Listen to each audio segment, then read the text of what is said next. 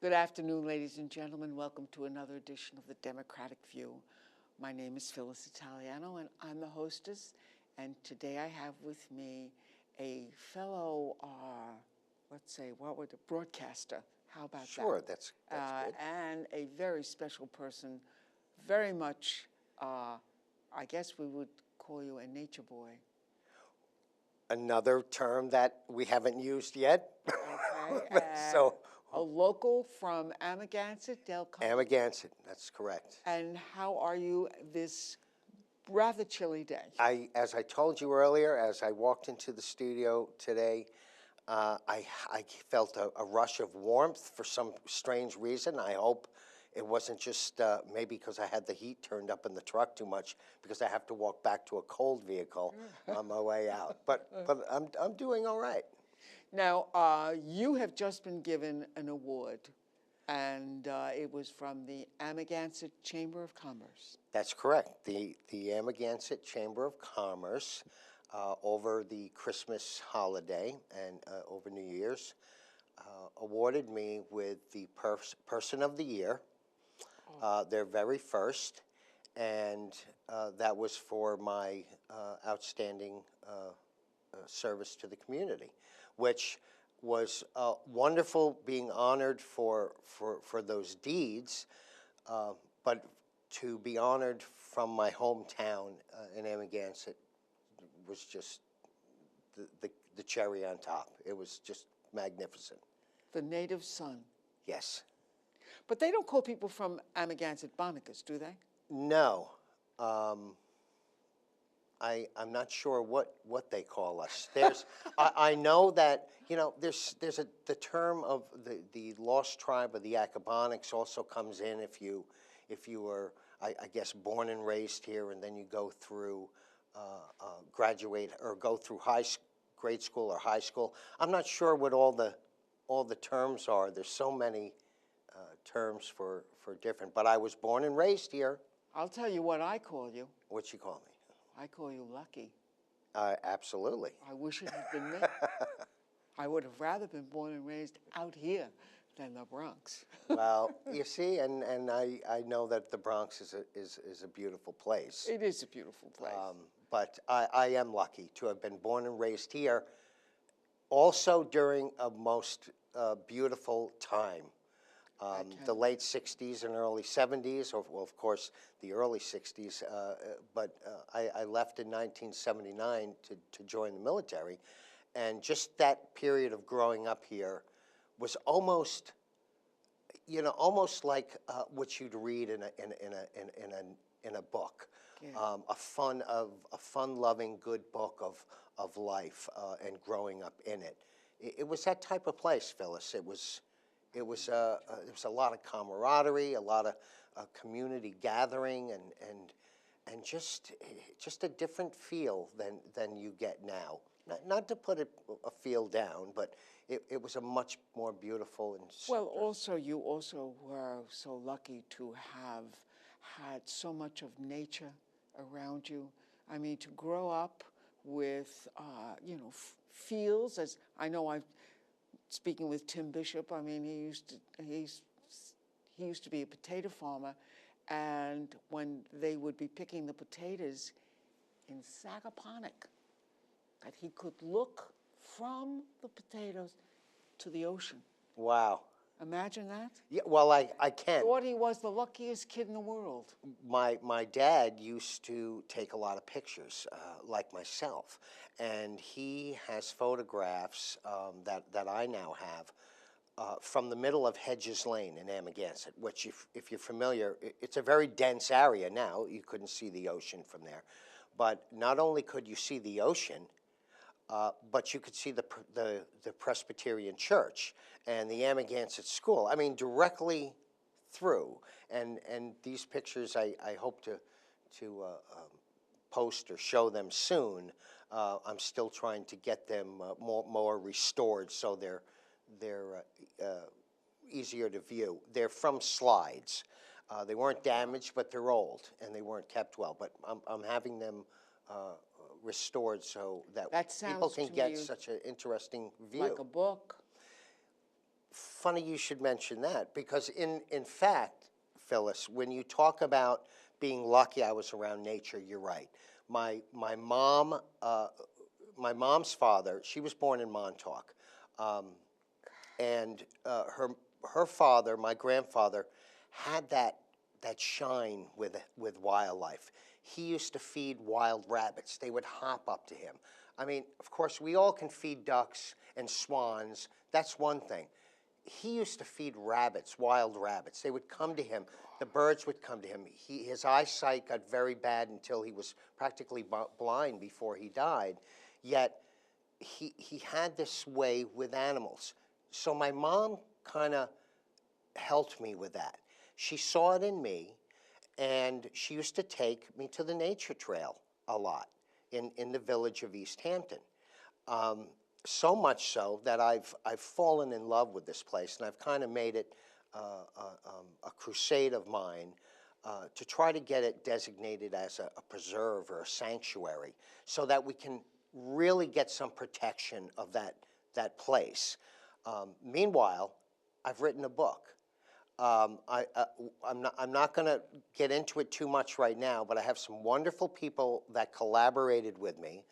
Of course, it has a lot to do with my photography, both wildlife and nature, and it's going to be one of the first very well documented, at least photographically, but also with words, of the history and the nature trail in the village of East Hampton. So I'm thrilled to death about that project, which hopefully will be early to mid-spring as releasing this. We'll do a whole And that's show the again. first thing, and that's the first time I've announced that. So you have the exclusive.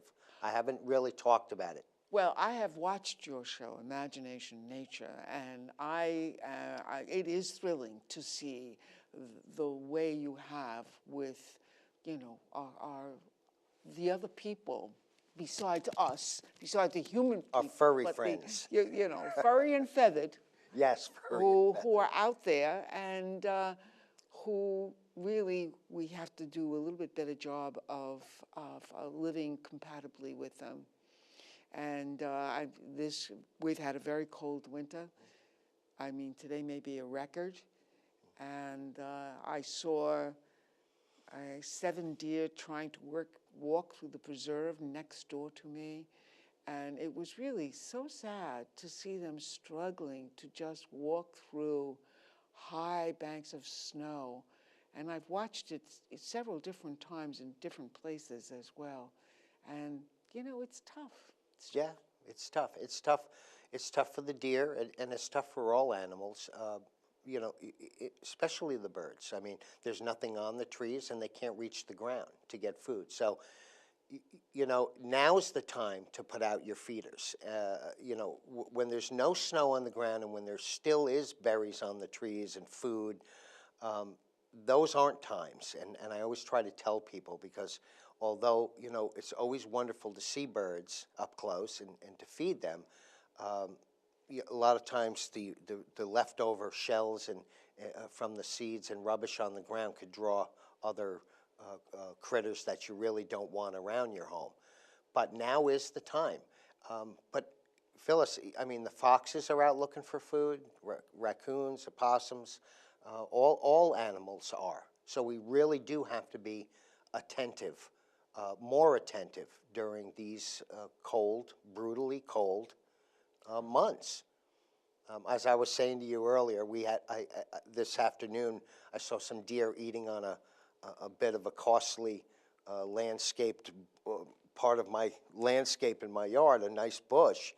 And I didn't have the heart to go out and scare them away. They found something that was edible to them, and it made me feel better because, of course, the bush is replaceable, and it's not a rare and exotic plant. So they needed food, they found it, and I was more than happy to sacrifice that for them. It's just a very little thing, but you know, people need to be a little bit more understanding and attentive to our wildlife's needs. I mean, they don't disappear during the winter. They're here, and They certainly are. and it's a tough time for them and us, but for them, obviously, you know. Yes, I know. I arranged my bird feeders to hang right near windows, so that all I do is I slip off the screen, I reach out, I pull it, I fill it, and then I let it go back, put my screen back up, you know, because, you know, I really couldn't get into my backyard right now. That's how high the snow is. I mean, it's up to my knee. Yeah, and it's going to turn to ice before it melts, so it's going to be even more difficult. Once again, the nature trail, it's incredible. I've had people calling me, oh, the ducks are gone. We're worried about them. What happened to them? Actually, ducks are the least to worry about. They can handle very, very brutal weather. There's a reason why coats are made out of their down feathers. They have an incredible insulated outer coating around their body from the down and the feathers. So they can handle it. But what they do is they go under the bridge and nobody can see them, and they worry and think they're gone when actually they're under the bridge where the water is still running. And well, I also remember seeing, you know, the geese leave the pond by Maidstone, and I remember seeing them in the bay. But if you look at the bay right now, the bay is pretty frozen. I took some pictures the other day. I was quite surprised. I have never seen it like that before. Really? I've never seen it like that before, and I went to Fresh Pond, where it looked like you could literally walk across the water to Gardner's Island. I mean, it was a straight white shot, and the waves were frozen, almost like very, very, very odd and bizarre. I couldn't get over it when I went down to the beach to look, and I thought, oh my God, I don't think I've ever seen it like that. And I'm only here, you know, a very short time compared to you, and you've never seen it? Wow. And I saw on the news last night, Niagara Falls on the American side had frozen, and that was kind of a rarity. It was absolutely beautiful. I've never seen anything like it in my life. It's amazing. Winter, it's brutal, but it is a beautiful time. It's a beautiful time, especially for photographers. If you're into finding a change from the summer sun and the sand and the beach, we all love it. But, you know, after months and months, you need a change, and this is what we get. And it's beautiful. I love it. I love icicles. I love taking pictures of the birds at the feeders and the shadows in the snow. It's all relevant. We have a red-bellied woodpecker. Oh, wow. Who comes to our feeder. Very nice. And we all watch him, you know, with that long beak and that beautiful colors that he is. It's really quite amazing. I enjoy watching the blue jays and the cardinals together. The blue and the red in the white is just, maybe it's an American feel, whatever it is. It's white and just blue. Beautiful. It's just, it comes out and it just really catches my attention. And speaking of the beach, we all know that you have done a wonderful job of organizing the cleanups at the beaches, which has really been terrific. Well, thank you, and we hope to continue to do that through this year. Phyllis, there's lots of volunteers, and there's lots of groups and organizations from Montauk Point all the way up the island. But here, especially on the eastern end and in East Hampton Township, we're very, very proactive about cleaning up our beaches and keeping them clean.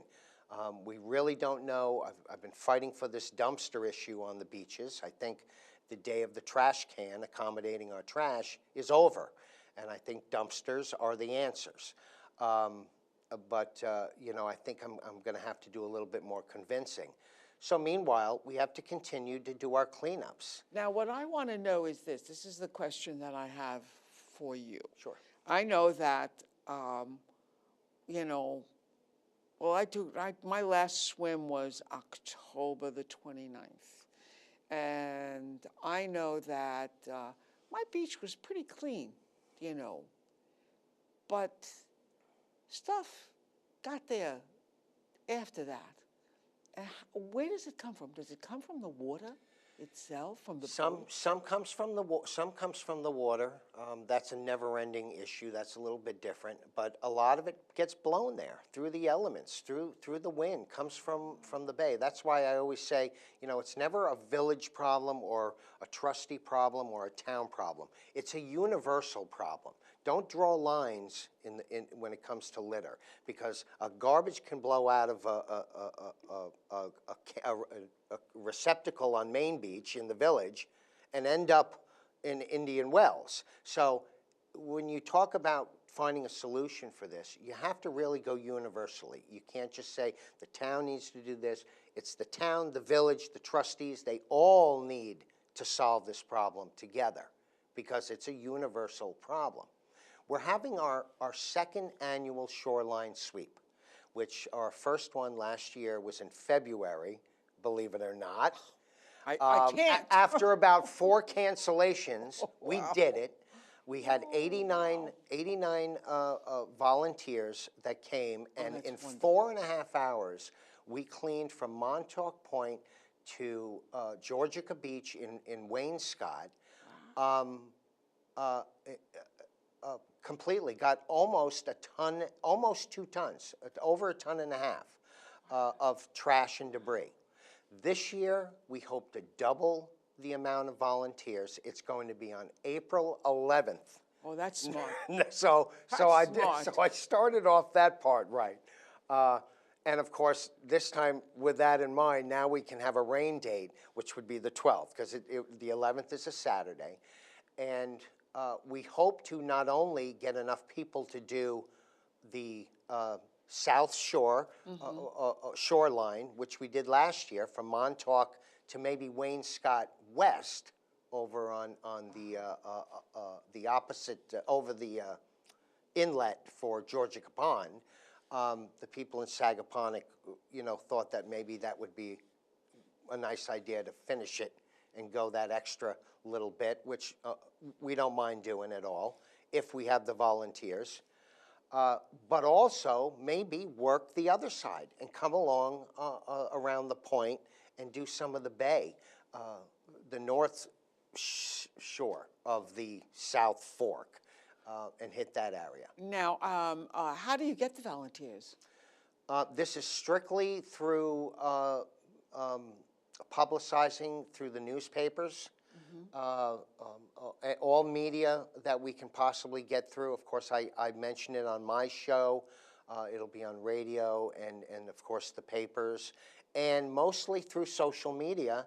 And just the people that got involved last time, I'm hoping that they'll reach out, since it was so successful and we did have a great time, that they'll reach out to people and say, look, you got to get on board with this, because not only is it a great environmental thing to do, but we have fun doing it. And the message is clear, and it's where you need to be. So we're hoping to double, hopefully triple the amount of people. It's not impossible. Now, do you think that the plastic bag ban will have you'll see the evidence of that with less plastic bags? Has it taken effect 100%? Because I still see some stores using them, I think. I could be wrong. I could be wrong. I don't. I think it was passed. Yeah, it was passed. Okay.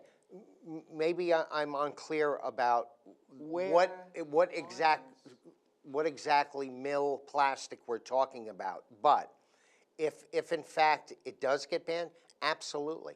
I mean, plastic bags are one of the top 5 things we find the most of. I take every plastic bag that comes into my house back to the supermarket. That's great. Well, I have made trash bash bags that we were giving out for free at our annual trash bash, which we will also be doing our 2nd annual in September. That's where we have all the local musicians come together and help us out and gather people so we can spread the message that we need to keep our beaches and our town, roadsides, parks clean. You know, you have to reach people, Phyllis. You got to get to them. You got to let them know that we all know we need it. So get on board. I mean, our And people are. roadsides, I really and truly, sometimes I want to pull over and just stop and get out and clean up everything I see. Because You know, it's difficult. It's really difficult to, especially when what is this thing about throwing stuff out the... It's not that. It's not only that, Phyllis. A lot of it has to do with just neglecting to check the back of your pickup truck. I've done it, and now I'm aware of it, so I don't do it anymore. First thing I do when I come out in the morning, I look in the back of my pickup, and I say, is there anything loose in here that could fly out? And if there is, I secure it. Okay? And that's the problem. There's too much unsecured trash in the back of trucks, landscaping trucks. I've seen people going to the dump with no tarp over their garbage, yet their whole back of their pickup is full of loose garbage and kitchen garbage bags that aren't properly tied, and little bits and pieces fall out. Well, little bits and pieces add up to big bits and pieces. All you got to do is take a walk down that big stretch, and you'll really drive yourself crazy. Well, my daughter, who works at the Wildlife Rescue Center, always says that only in New York do you see this kind of trash alongside. Not true. Okay, that's what I was going to ask. Not true. As you know, You mean it's all over the United States? I've been just about everywhere in the United States, and there's problems everywhere. The beaches, that's a different story. I think our beaches are the worst, and it all has to do with the receptacles. That's it. That's it. If they had the proper receptacles that would accommodate the volume of trash that has increased along with our population every summer, that would give us a handle on the problem. And then, of course, enforcement is a big key. We've got to get people out there writing tickets for people that are putting their garbage on next to a garbage can because it doesn't fit in the garbage can. Well, there's also people who are renting who, instead of being willing to go to the dump and pay for it. It's in the code. It's in the code. If you see it all the time where I live here or you're occupying a place in the vicinity, you are not to use your residential garbage to put in public receptacles. It's there. It's clear. That's why there should be more tickets being written, because we certainly know the violations are being had. So there's got to be more people getting caught so that this message will spread. Look, we're done with this. We're done. We're cleaning up. We want people to respect our town, and the way we do that is showing them that we respect it. And that's really what it is. If we let our community get trashed, our town be trashed, well, people come in and see that. You can't blame them for continuing it because it's what you're showing them we do. So let's show them what we do. Let's show them that we keep our beaches crystal clear and that we have the appropriate receptacles there to accommodate the trash. And people will use it. And if they don't, there should be police there to teach people, to give them a little push to do the right thing. And it'll spread fast. Next thing you know, we won't have a problem at the beaches. Do you know there's a leash law in Suffolk County? I never even knew that. No. Because one of the things I do see often is dogs on the beach and people who don't take care of their dogs on the beach, which drives me crazy. Well, that's a whole other thing that, you know, I started to combine that with my trash talk, and it got to be a little bit too much. There's two very serious issues, and they both need to be addressed. Together, it's a lot. So I'm kind of putting it together. I mean, come on, it's a health hazard to Yes. let your dog do that and not Yes. pick it up. Yes. It's bound. Somebody's going to be, sooner or later, somebody's going to get their hand or something in something that's, you know, has something, you know, something wrong with it, a parasite or whatever, and somebody's going to get sick, and, you know, then somebody will do something. We should do something first, and then, you know, don't wait for somebody to get sick. Don't wait for somebody to get hurt or ill. You know, that's my way of thinking. I know it's difficult to think that way all the time, but you have to. It's logical thinking. Well, it isn't. It's the right thing to do. It is the right thing to do. And doing the right thing is really what separates us from the bad guys. Exactly. I mean, really. You know, somebody used to say, you bring it, you carry it out. Carry it in, but you carry it out. Carry it in, That's right. carry it out. Well, that saying has kind of faded, those morals, and they need to come back. They really do, and it's just going to take a little push and a little effort and a little community come together to stand up for what we want for our town, and we want what we want and what we don't want. Only we can make that happen. And I think you're the guy who's going to lead us to. Well, I'm gonna try. I'm gonna try my best, and that's My all I money's can on do. you, Dell. I don't know. I got Thank you a bunch of so wonderful much. people. Oh, God, your hand's warm. It's freezing. Thanks, Phyllis. Thanks again.